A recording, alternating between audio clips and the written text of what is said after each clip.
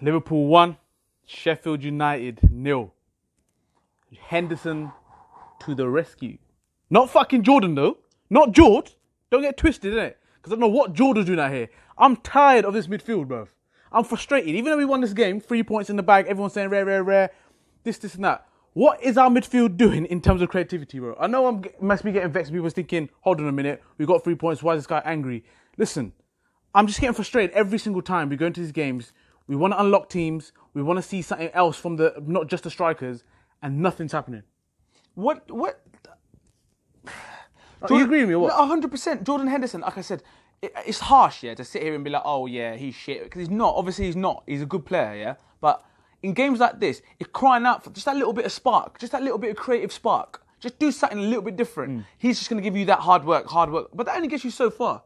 We need to unlock the door. Fair play to Sheffield United. I thought they were very good today. I thought they were set up well. Don't get me wrong. No, there's no quality in what they're doing. It's just sheer determination, fitness, and grit, and whatever. If there was quality, they would have scored. What I'm not prepared to sit here and do is to slag Liverpool off and say useless, whatever, because they carved out chances. Top teams go away from home against tough opposition, and they'll carve chances out. The difference was last season, Man City would be going in and they'll be taking those chances. Mane should have scored twice. Salah should have scored. The one so off. Yeah, Salah was miles off it. Miles off it. I want to hear what fans have to say about Salah because, boy, his form, not just this performance, bro. Some of them have just not been up to standard, bro. It's almost like there's a little bit of like a, yeah, whatever. Like that's what it almost looks like. Today, the performance wasn't great. Trent, far from his usual self. Robertson, far from his usual self. But you know, Robertson made some serious blocks today. That last-ditch tackle, he made a couple of blocks. Yeah. Him and the Bunda VVD, Jesus. VVD, bruv. If we didn't have him today, that game is not ending the way it does. You know that your Lovren characters, them sort of people there. There's goals to be seen there. Exactly. You know, if you look back in history, those games there, you'd have people like Lovren, Sacco, these mans jumping up and all hell's breaking loose. Matip. Oi. The guy he's taken his standards to another level for me. And I tell you who I will love to, we have to give props to is the goalkeeper, because the guy just goes about his work and makes important saves, good catches. Yeah, there's some bits in there you think, oh, geez, but that's a number two. If that's your number two, we all know what the number one's capable of, and he's not far from fitness. So fair play to him, man, because he's come in and done his job. You know, all the other fans and just not even just other fans, even Liverpool fans are saying that we were lucky. Let's be serious here. Yes, we were lucky in a sense. But as you touched on there, those chances that we had, they should have been goals. In a normal occasion, they should have been goals. So let's not get too carried away saying that we were lucky, we were that off, it was a really bad performance. We weren't great. We've gone away from home to a team that's worked real hard. They beat Everton 2-0, didn't they, not long ago? So a team that's really well organised and you know, well drilled, bro. They're well drilled. And to be fair to them, they matched Liverpool for work rate and all that sort of stuff. So fair play, yeah? But like I'm saying, I'm not going to get too... We've gone away from home, played poorly and won. Kept a clean sheet, which we've struggled to do this year. So that's what you've got to pull out of that game. But the room for improvement, creativity in midfield, there needs to be something. There needs to be something. There's nothing there. There's nothing there. And the thing is, one thing I realised as well, I don't know if anyone watched it afterwards, but the Sheffield United manager, bruv, he was ruthless. You know how smaller teams' mentality be like, oh, we played really well. Oh, happy to be here. Yeah, we really kept up with this European champions. Not even. He was like, if you want to stay in this league, this was a Liverpool team that was not on it. And he goes, we have failed. I was like, jeez. He's not here just to... make up the numbers. That's it. He's not here just to hang around. So I was impressed by that. There's one guy you want to give special praise to from the performance. What, it's a man of the match? There was who the one person we picked out, both of us, we thought his consistency has been fab.